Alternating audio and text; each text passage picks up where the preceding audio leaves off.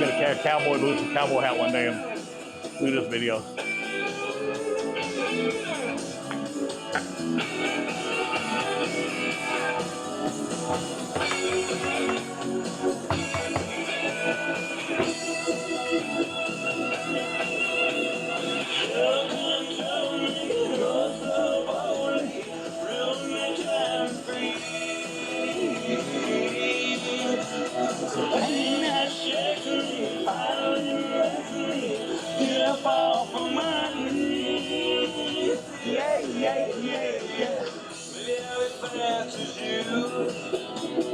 Maybe I'll break hearts too. I think you slow down. Your turn hurt comes around. Maybe I'll break hearts and be as fast as you. Alexa, play Good Morning Starshine by Oliver. I'm going to use it during the call. Good Morning Starshine by Oliver. I thought on I said Amazon that. Music. I thought I said that. Is it 11? Yep. Alexa, pause.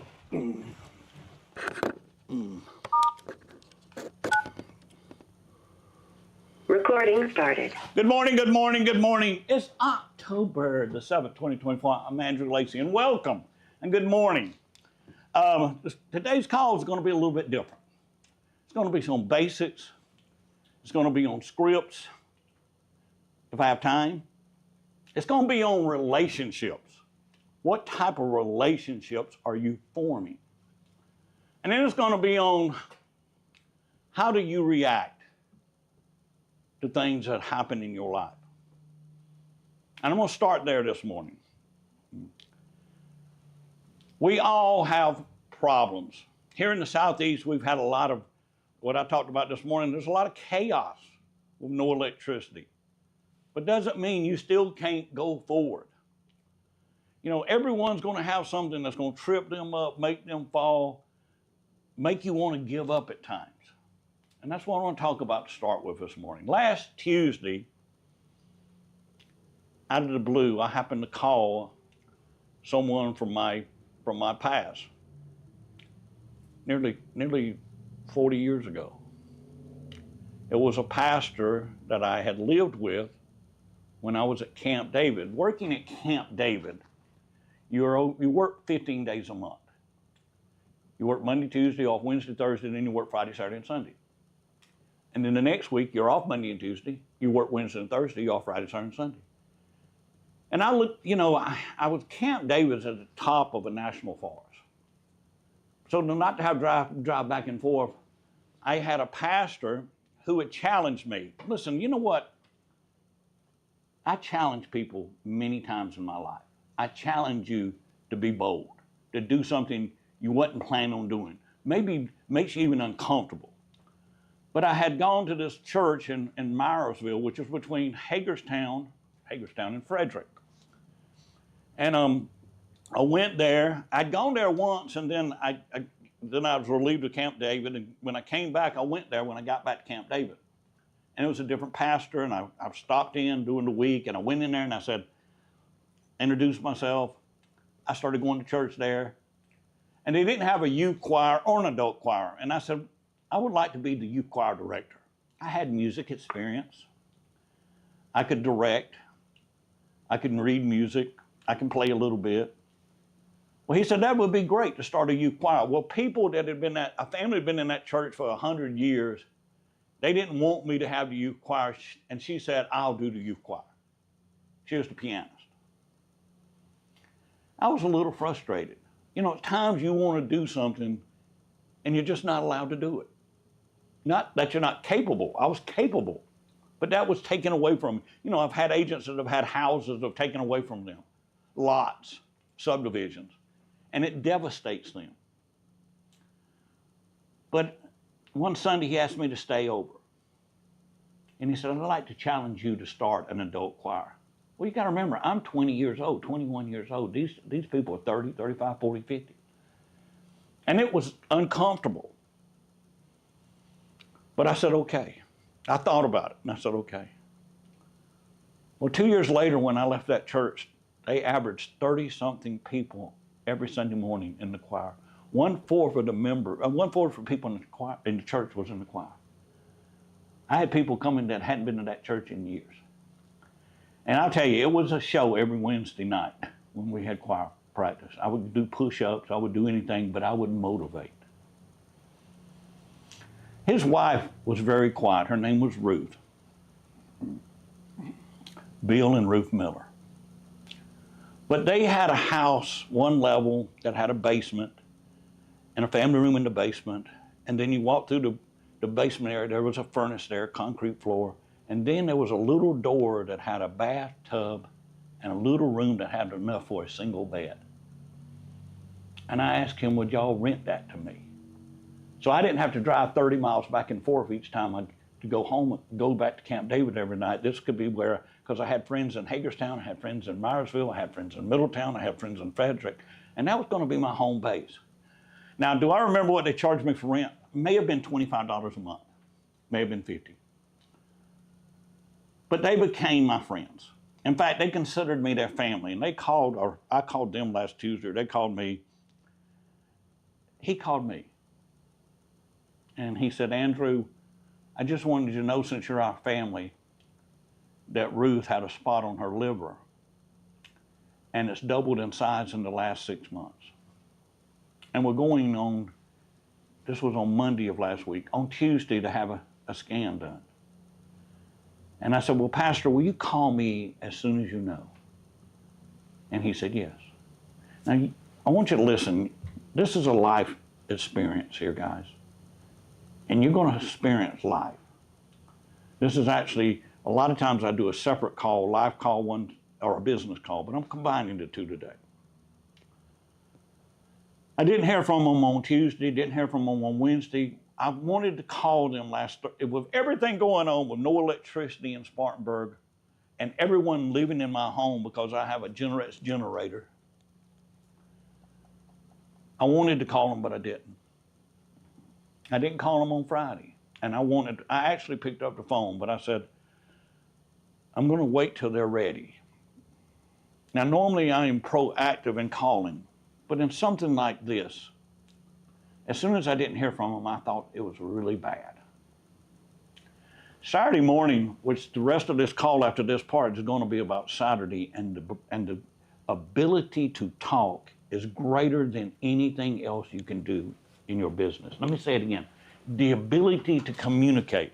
That's why this next book, the second book I have, is going to be called How to Communicate Effectively in an Uncommunicatable World. And I'm going to prove that to you. But I'll never forget on Saturday being in my son's truck and the phone ringing, and I answered it, and they go, Andrew? I said, yes. They go, how are you today? And I'm going, I thought it was a coaching person. And you got a minute. And I'm going, why are you asking me? You've already heard me say, don't ever ask me, do I have time? Because if I answer the phone, I've got time. And if you ask me how I'm feeling, I'm always great. So every coaching person, I tell them over the last 20 years, when you call me, don't start the conversation, do you have time, coach? Because I have time if I answer the phone. If I don't, I'll tell you, I'll call you back. Or, how are you doing? See, that's 30 seconds of my life. Now multiply that times 60 people, times 28 years, and there's hours upon hours upon hours upon hours of my life where somebody asks me how I'm doing, and I'm always great. And do I have time? And actually, I recognize it. All of a sudden I go, who is this? He says, it's Pastor Miller. And I said, Pastor, I am so sorry. I thought it was a coaching person. I said, please forgive me, and then I told them the story. And as I'm telling them the story, Pastor, I tell every person, don't ask me how I am, because I'm always great. And I could hear them laughing. And then I told them about, don't ask me if I have time or how I'm great, because I'm always, and I could hear them laughing. I could hear Ruth laughing. And I'm thinking, they have great news to tell me. He said, Andrew, I'm sorry we haven't called you back. I said, Pastor, I've wanted to pick that phone up 15 times.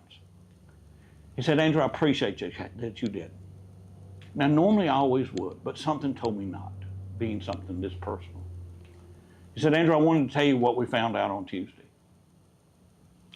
Ruth has stage 3 liver cancer. To say my heart was broken is an understatement.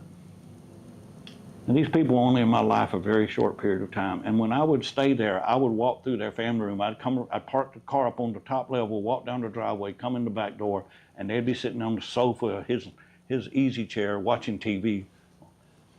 And I'd walk through and say, "Hey, good evening." But I didn't eat with them. I just went through that, opened that door, went through the basement area, went around beside the furnace, and went in my little room. But you know, having that little room was priceless to me. It had a large cast iron tub. When you walk beside the tub was probably 5 foot. And then my little room that had that little bed in it, single bed. But that was my home. And as soon as they told me that she had stage 3 liver cancer, I was thinking, how many people that think they have problems are crying and moaning and upset and whining, and they're laughing at me saying, "Don't ask me how I'm doing. Don't ask me if I have time." They're laughing because they'd never heard me say that. What a testimonial that was to me of their faith, of their belief. They said, "Andrew, we have one of 4 things can happen. There's a doctor down at Mercer in Baltimore that may come up to Hagerstown. We're going to try to cut the flow of the blood off to keep the blood from going to that part to kill that. And the second thing, we can have surgery for the liver cancer and have the cancer, try to have it removed. The third thing is to have a liver transplant, and Ruth said she's not going to do that. And the fourth thing is to just enjoy life for a little longer." And we're okay with all 4. I was thinking how many times people have called me that told me they had this devastating thing happen, which truly wasn't devastating. They had a contract fall through. They didn't get a listing. Someone hung up on them. I had been close to Pastor Miller and Ruth. But at that moment, I was like a son to them. I felt like a son. They always called me their son, since I've done very well. They said, "Our son has done very well." You got to remember, I was a 19-year-old bald-headed Marine. Tough as nails, spitting fire. And I'm sure they laughed at me many times. But they saw me grow up. Ruth never gets on the phone. And she got on the phone and says, "Andrew, Lacey, I love you." I said, "Ruth, I love you like a mother. And your faith has made my heart swell to a size it's never been. And your belief." I said, "I'd like to put you in one of my books." And she said, "Please." She said, "Andrew, we're going to get up and go forward like everything's going to be okay. But either way, everything's going to be okay. I hope you could have that in your life when every chips are down and you don't know what you're going to do." I'm not trying to change your belief today. I'm trying to say most things that you have in your life are not life-threatening. I tell people every day, I can change your life if you will change certain things. I can't save your life. I can help your life. There's a higher power than me that saves your life, not me. Sometimes I plant seeds, but that's all I can do. The rest is up to God. But it made me think of all the people that I had seen since Friday that were moaning and groaning and complaining because their electricity was off, and how devastating that was. My mother's 80-something years old and didn't have electricity for 6 days. And she came over to my house a couple times. She could have stayed at my house, but she stayed in her home every night. Had no electricity. She did have gas heat, which gave her where they could take a shower. out hot water. But never one time did my mother, in fact, I've never heard my mother complain. And do you know, she is like Ruth. She always finds the best in any situation. So I'm going to ask you today, will you start looking for the best in your life to make your life be the best it can be? Will you get up and, there is a power that we have to get up and believe. Those 7 beliefs, it's going to be a great day. Someone needs my help today. I'm the best person to help someone. I'm going to tell you something. If I hadn't had these 7 beliefs, I would not be here today coaching and training and helping people to have a better life. It would be impossible. Because see, most people get up and have bad days. And truly, it wasn't a bad day Saturday. To me, when I got off the phone, Walden could tell that I was probably the most emotional he may have ever seen me. Even more than when my dad, I knew my dad was going to pass away. I knew my dad was ready. But he saw a sign of me. He said, "Dad, are you okay?" I don't think he's ever said that to me before. He always asked me, "Dad, what are you thinking?" Because I'm always thinking. And I told him the story that I just told you about this family. I said last week, you're either in a storm, you're going to come out of a storm, or you're going to go into a storm. That is life. Would I like for it to be sunny every day of your life? Of course I would. But it's not. But it's how you handle the storms of your life. I said this morning at 7:30, most people can't get away from the chaos. They live in chaos instead of trying to break away from it and step away and get out of it. And most people live in a financial situation that they can't change. But let me say this morning, you can change your financial situation by what you get up and do each day. Now the second part of this call, that's just a life call right there, guys. And I hope that you will be that person. I'm going to write her a letter today or tomorrow. Of course, I can't see. But I'm going to be able to put on paper, maybe not perfectly, how much I love and care about them. I have a love for people that very few people, I would say, has. I like people to think, as the pastor said, "Andrew, you like to look hard as a rock, but you're gooey on the inside. You like to look tougher than anyone in the world." But he said, "I saw your heart at Myersville Baptist when you was the choir director." And he says, it always works out for the best, because he said, "Who ended up being the youth choir director at my church?" I said, "I did, Pastor." He says, "You went forward and took a challenge that you really didn't want to do. But by doing that challenge and doing that, the other family decided not to gave up on the youth choir. And you stepped in there and had 2 choirs in my church. And I've never had a choir director like you." I said, "Why? Because I didn't get paid?" And he started laughing. But so many times, there's 2 parts to this. I didn't want to do the adult choir.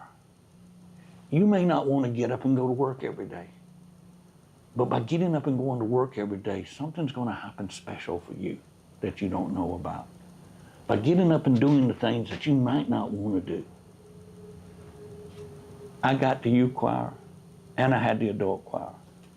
And I still get letters from people in those choirs. I helped. By getting up to help the church and others, it helped me. This is what I don't think many of you understand. If you get up to go to work, you're helping other people. And in the end, it helps you. Before I got that call, Walden, I was riding down the road, and all of a sudden he gets a call. And I don't know if he called her or she. He got a call.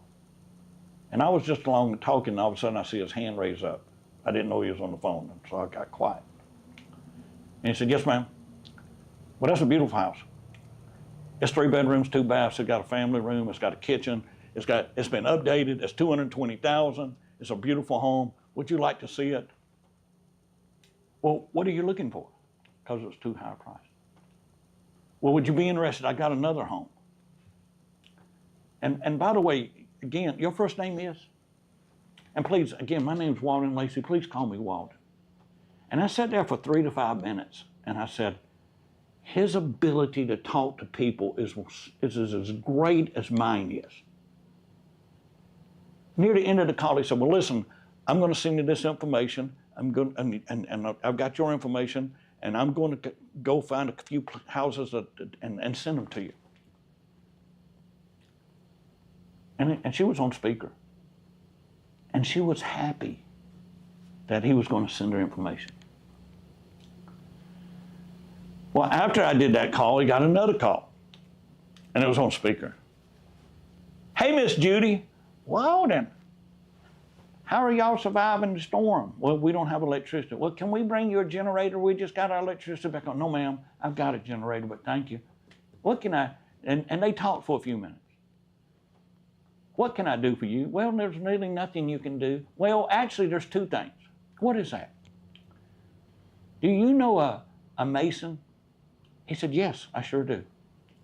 I'll send you that information. A mason, brick mason, stone masons, but you know.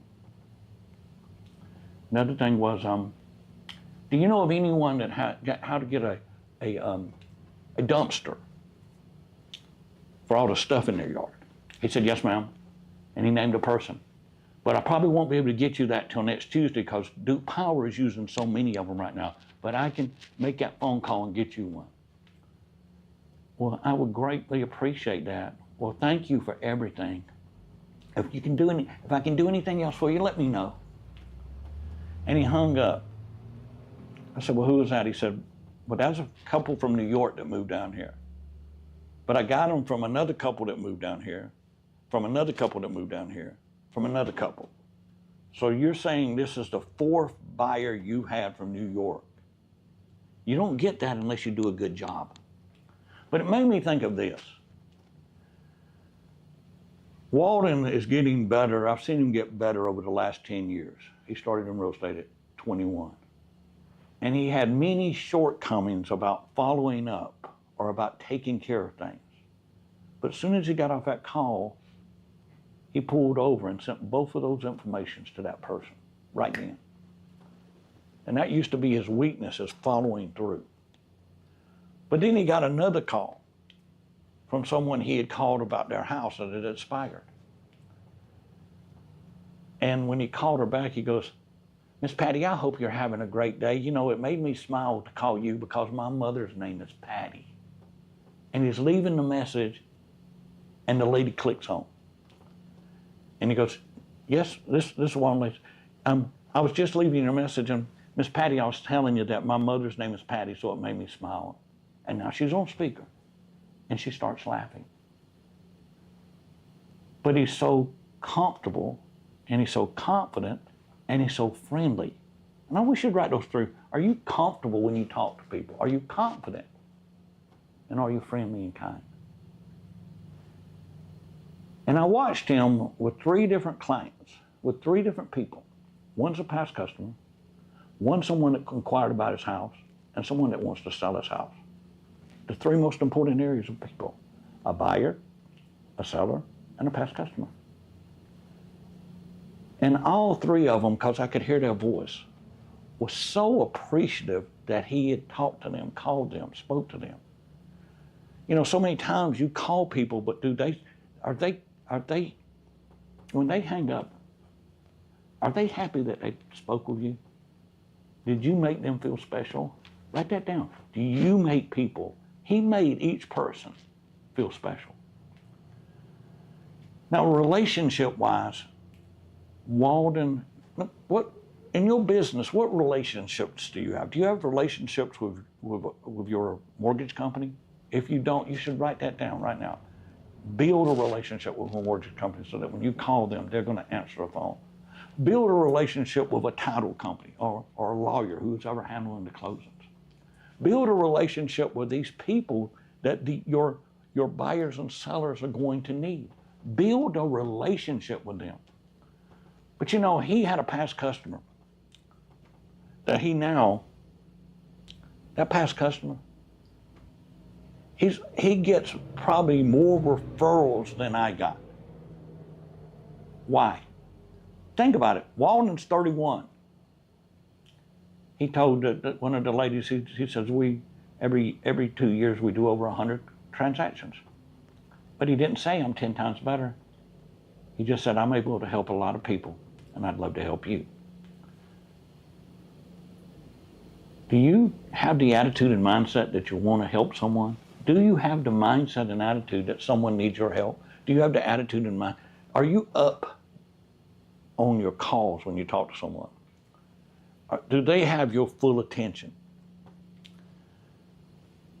Is Walden scripted? Yep, he is. I heard sentences that he used that his dad used 1,000,000 times. But he didn't sound scripted. He sounds sincere. That's where he's grown the most, and truly trying to he at one time was a great salesperson, but now he's better. Listen, don't get it wrong, he's 31. He's out to make money. He's out to build his wealth, but he's also out to build relationships. I can't emphasize that enough. Do you have relationships?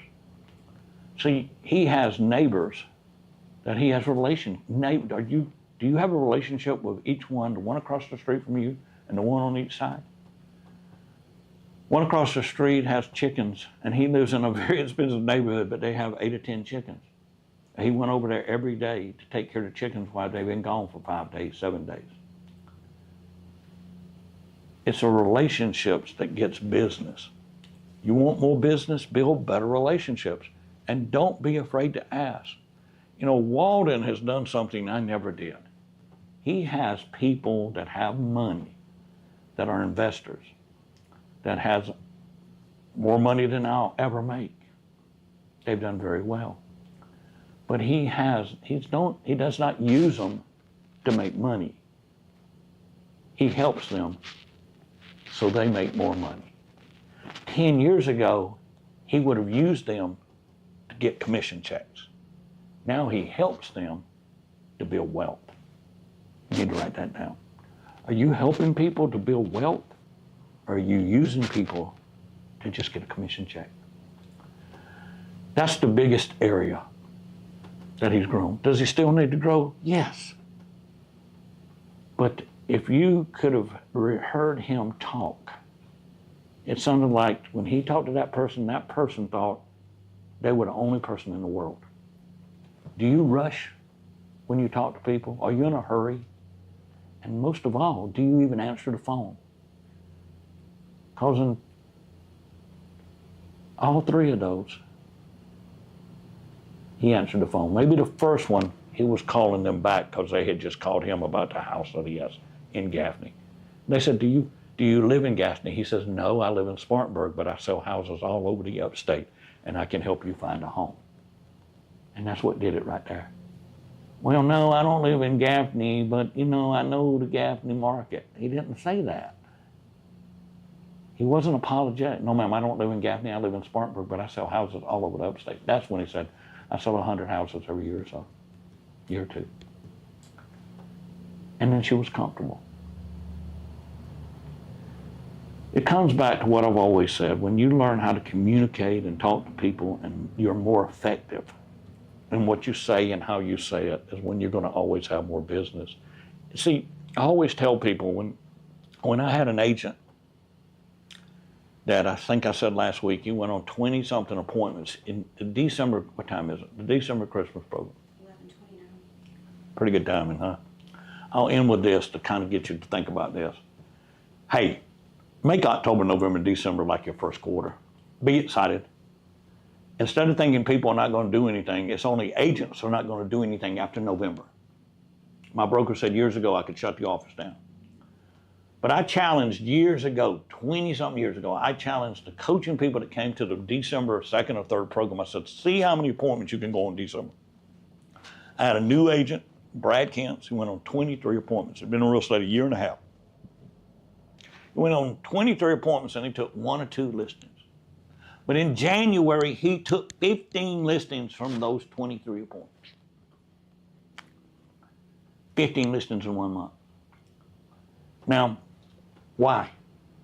Because he went and saw the people when nobody else was going out to see people. You know, last week I had an agent put 4 in the contract. I had an agent get 3 new listings. I had an agent have business when all the chaos and everything was, when we didn't have electricity. But see, some people still had electricity. Don't look at your problems. Look to solve other people's problems. And to help if you want to help yourself, the most important thing is get up every morning and say, someone needs my help today. And I'm the best person to help someone today. I hope you have a great day. I look forward to seeing you soon. If you need anything, don't hesitate to call us, 1-800-948-1633, 1-800-948-1633, or call me personally, 864-909-1258. Remember, this call was not about people that have cancer. It's about how people deal with things that are tough or devastating in their life. And you're going to have things that are tough and devastating. Are you going to quit when that contract falls through? When you don't have any business for 30 days? You don't have any business for so many months? Are you going to find a way to get through it? I'll be glad to help you find that way every day. Have a great day. Bye-bye.